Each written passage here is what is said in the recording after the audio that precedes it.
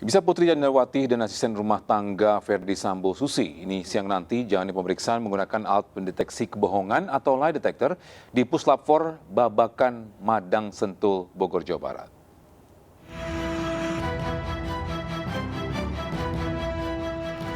Sejumlah kendaraan melintas di depan pintu gerbang Pusat Laboratorium Forensik Puslap 4 Baris Krim Polri di Babakan Madang Sentul, Bogor, Jawa Barat. Penjagaan pun dilakukan saat agenda pemeriksaan istri Ferdi Sambo, Putri Candrawati digelar Rabu siang. Bersama asisten rumah tangga Susi, Putri Candrawati diperiksa tim Puslap 4 Baris Krim Polri menggunakan alat pendeteksi kebohongan atau lie detector. Sebelumnya 3 tersangka dalam kasus Brigadir Yosua, yaitu Barada Eliezer, Bribda Riki, dan Kuat Ma'ruf, sudah menjalani pemeriksaan dengan menggunakan metode lie detector beberapa hari lalu. Namun Polri belum mengungkap hasil dari pemeriksaan yang telah dilakukan terhadap para tersangka. Rencananya mantan Kadif Propam Polri, Ferdi Sambo, akan diperiksa dengan metode yang sama pada hari ini. Pemeriksaan dengan menggunakan metode lie detector digunakan untuk menguji tingkat kejujuran para tersangka dalam memberikan keterangan. Uji poligraf atau lie detector adalah sebuah perangkat elektronik yang mengukur perubahan respon tubuh seseorang ketika memberikan sejumlah pernyataan terkait sebuah perkara. Cara kerjanya dengan mengukur perubahan kondisi tubuh seperti denyut jantung, tekanan darah, peningkatan keringat, hingga interval helaan nafas. Meski dengan menggunakan metode ini tidak menjamin seseorang untuk berkata jujur, namun hasilnya tetap bisa digunakan sebagai salah satu petunjuk pemeriksaan. Dari Bogor, Jawa Barat, Wildan Hidayat melaporkan.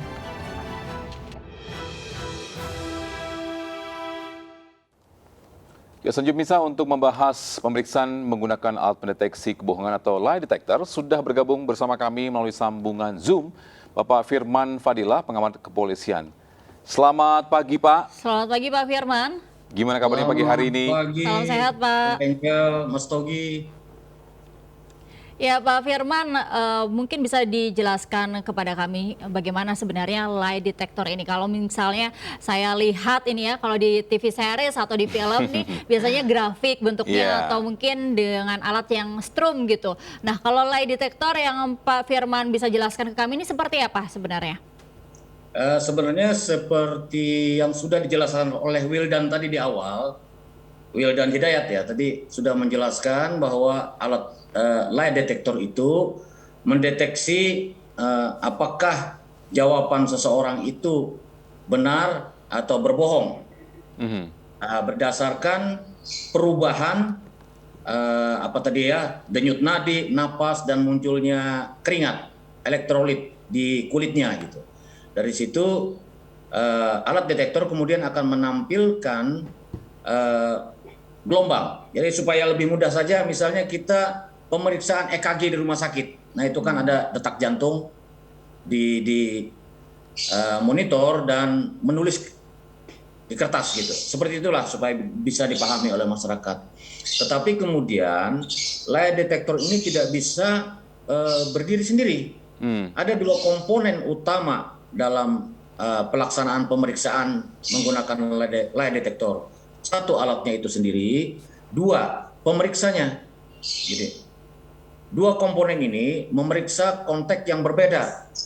Kalau tadi lie detector memeriksa perubahan fisiologis orang yang diperiksa, apakah denyut nadinya mengalami perubahan atas pertanyaan psikologis yang diberikan, apakah ada perubahan terhadap napasnya, apakah ada muncul elektrolit atau keringat di kulitnya, itu lie detector. Sementara pemeriksanya itu harus juga memeriksa 3 hal. Apakah dalam memberikan jawaban terperiksa itu terjadi perubahan intonasi suara, terjadi perubahan gestur tubuh, mata, gerakan tangan dan sebagainya, itu menjadi satu perhatian dari pemeriksa. Kemudian pemeriksa melihat kepada layar lie detector. Pertanyaan psikologis apa yang mengakibatkan perubahan fisiologis dari yang terperiksa. Nah, itu yang diperdalam pertanyaan itu. Oke. Ya. Pak Firman, ini terkait dengan mungkin kan tadi kan banyak ini ya, mungkin prosesnya juga. Seberapa akuratnya ini hasil lie detector ini? Ya, keakuratannya diakui oleh dunia hukum itu sekitar 80-90%. Karena dalam sejarah itu ada beberapa kasus orang yang bisa membohongi atau mengakali atau menghindari pemeriksaan lie detector. Jadi lie detectornya kalah dengan kemampuan orang tersebut. Kuncinya pada pengendalian diri. Jadi, atau orang-orang yang mungkin biasa latihan yoga itu sulit untuk dideteksi dengan lie detector. Ya, untuk dari mungkin dari segi ini Pak, tadi Bapak bilang kalau seandainya ini akuratnya 80 atau 90% untuk akuratnya. Bisa nggak sih seorang ini mungkin melatih diri agar mungkin bisa lebih pede? Tadi kan ada tuh gesturnya, mungkin dia nervous, mungkin keringatan, tapi dia mempersiapkan diri untuk mengalahi si mesin tersebut. Sangat bisa, sangat bisa. Orang-orang yang biasa menjadi atau orang-orang yang bergerak di tugas-tugas intelijen itu bisa. Orang-orang yang biasa latihan yoga, mengatur pernapasan, mengatur detak jantungnya, bisa. Tidak akan terdeteksi oleh alat itu.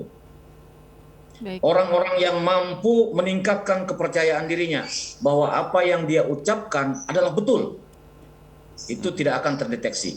Jadi walaupun dia berkata bohong, tetapi otak, hati dan pikirannya bahwa yang dikatakannya adalah benar, tidak akan terdeteksi. Oke. Pak Firman, dalam keterlibatan dari lie detector ini, kelebihan dan kelemahannya ini seperti apa ya Pak untuk penyidikan? Oke, kalau kita bicara kekurangan, pastilah sangat kurang karena nilai alat bukti ini sangat lemah. Dia hanya sebagai bagian yang memperkaya alat bukti pendukung. Jadi di pasal 184 KUHP itu kan alat bukti keterangan saksi, keterangan ahli, surat, petunjuk nomor 4. Petunjuk pun tidak lengkap, itu kekurangannya. Dia hanya memperkaya alat bukti sehingga memberi arah kepada penyidik, oh kemana baiknya pemeriksaan selanjutnya. Nah, kelebihan dia adalah bahwa alat bukti ini bisa loncat sebagai alat bukti nomor 2. Kalau hasil pemeriksaannya ini diserahkan kepada seorang ahli, dan ahli ini kemudian memberikan keterangan, baik melalui berita acara pemeriksaan ahli, maupun menyampaikannya di depan sidang pengadilan, maka dia berubah menjadi keterangan ahli. Oke, baik. Pak Firman, dalam situasi seperti apa sih Pak Firman penyidik akhirnya harus memutuskan menggunakan lie detector ini gitu? Dan seberapa sering ya penyidik menggunakan alat lie detector dalam pemeriksaan, Pak? Seberapa apa? Besar? Seberapa sering penyidik menggunakan alat lie detector ini, dan dalam situasi seperti apa penyidik akhirnya memutuskan untuk menggunakan alat pendeteksi kebohongan ini, Pak? Sebenarnya tidak ada kapan harus mereka. Setiap kasus bisa. Setiap kasus bisa. Sebab setiap kasus memiliki kemungkinan orang menggunakan alibi untuk melepaskan dirinya dari jerat hukum. Jadi setiap kasus bisa. Nah, jadi bukan kasus ini saja, tetapi kasus-kasus ringan pun bisa. Baik, berarti apa ada rekomendasi begitu Pak dari psikolog mungkin melihat tersangka ketika mereka ditanyai begitu, ada ciri-ciri khusus dalam psikisnya, oh ini mendeteksi ada kebohongan gitu, akhirnya mereka memutuskan menggunakan alat ini, atau seperti apa Pak biasanya? Biasanya itu muncul karena alat bukti yang ada belum cukup. Jadi harus kita perdalam, kita temukan lagi indikasi-indikasi lain yang dapat menemukan titik-titik yang memenuhi unsur pasal. Jadi belum lengkap berarti penyidikan itu, sehingga lie detector ini diperlukan. Tetapi di sidang ini tidak dibutuhkan, dia hanya pelengkap atau memperkaya alat bukti. Ya, Pak Jadi Firman, cuma memberikan arah kepada penyidik untuk proses selanjutnya bagaimana. Ya Pak Firman, ini kenapa baru dilakukan saat ini dalam kasus pembunuhan Brigadir J? Apakah pernah dilakukan juga menggunakan lie detector untuk kasus-kasus sebelumnya? Oke, untuk kasus-kasus sebelumnya pernah ya, mungkin pernah mendengar kasus Mirna ya, racun Mirna, atau pembunuhan yang di Bali, Angelin Sondak ya, Angelin. Nah, itu menggunakan lie detector. Jadi bukan sesuatu yang aneh gitu. Oke. Dan ini Pak juga terkait juga lie detector. Ini kan bisa dibilang ini kan sebuah mesin ya. Bisa jadi Ya. mungkin mesinnya rusak. Nah, seberapa akurat itu bisa ini ya mengetahui hasilnya atau solusi dari hasil pemeriksaan lie detector? Oke. Tentu alat yang digunakan dalam penyidikan itu adalah alat yang sudah diperiksa ya, sudah lulus uji dulu baru dipakai. Jadi kemungkinan untuk rusak sangat kecil. Hasilnya dari lie detector itu cuma no deception indicated atau deception indicated, dua itu. Nah, konteks menyeluruh dari itu adalah persepsi dari pemeriksa berdasarkan tadi ada gestur, ada perubahan suara, ada pertanyaan-pertanyaan yang sangat berpengaruh terhadap fisiologis terperiksa.